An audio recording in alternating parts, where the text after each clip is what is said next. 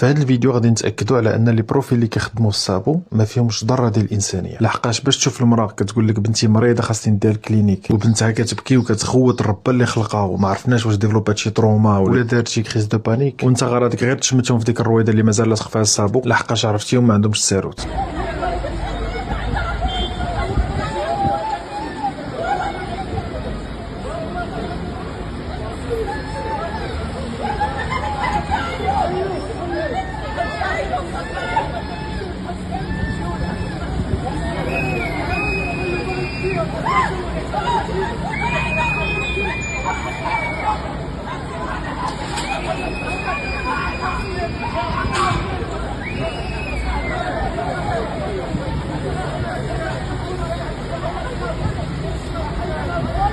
هنا غادي تسمعوا هاد الشرطي الاداري فاش شاف القضيه شعلات بغا يطفي العافيه وقال لهم حلوا الصابو والو.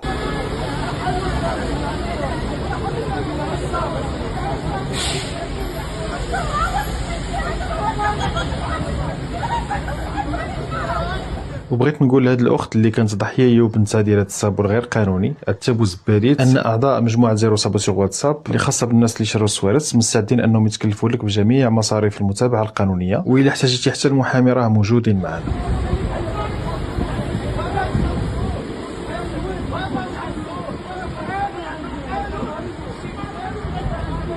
وكيف سمعتوا ان هذا الريسبونسابل ديال صحاب الصابو كيقول للسيد انا نخلص ديك 30 درهم، والسيد كيقول لي ما تخلصوش تحيدوا بالقانون. وانا واحد اللحظه صافي السيد كشكش وجهه بغى يجبدو من بلاص والسوبر هرقاوي ما على بالوش.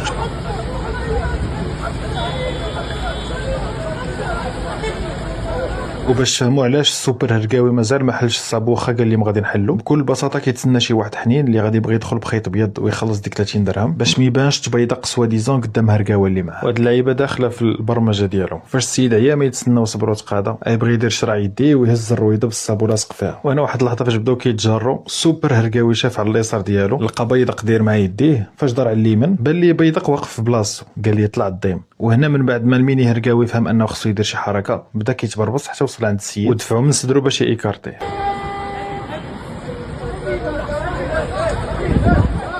وهنا السيد لحقاش عارف شنو كيدير عاطيه حنكو ديك اللعبه بين ليا. وخلينا من التعاليق ديال دوك الصحاح ديال الفيسبوك ديال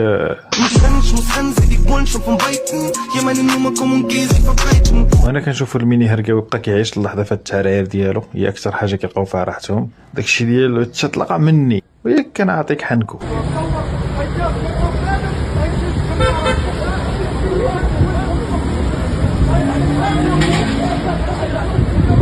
المهم هادشي كامل وقع في بيران زران، وهذا مصور